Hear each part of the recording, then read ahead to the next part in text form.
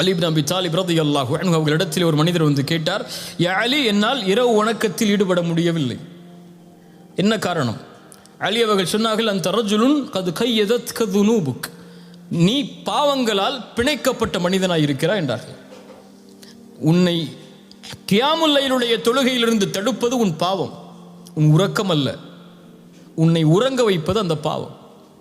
அஷ்ஹது அல்லா இலாஹ இல்லல்லாஹ் அஷ்ஹது அன்ன முஹம்மது ரசூலுல்லாஹ் என்று ஃபஜ்ருடைய அதானை உன் காதில் விழாமல் ஆக்குவது உன் உறக்கம் அல்ல, உன் உள்ளத்தில் இருக்கக்கூடிய பாவம்.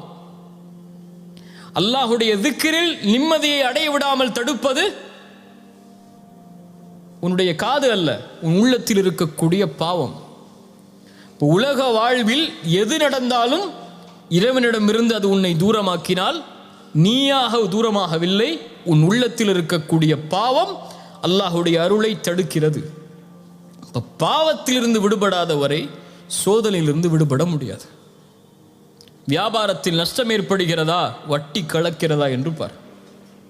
அல்லாஹ் அனுமதிக்காத முறையில் வியாபாரம் செய்கிறாயா என்று பார்.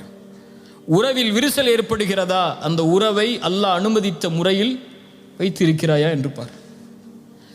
கவலைகள் பிரச்சனைகள் குடும்ப வாழ்வில் ஏற்படுகிறதா, அல்லாஹ் அனுமதித்த முறையில் வாழ்கிறாயா என்று பார்.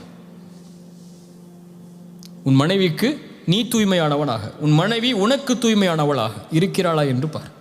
இப்போ சோதனைகள் வரும்போது யார் இப்படி தரம் பிரித்து ஆராய்கிறார்களோ இவர்களும் அல்லாஹ்விடத்தில் வெற்றி செய்யப்படுவார்கள்.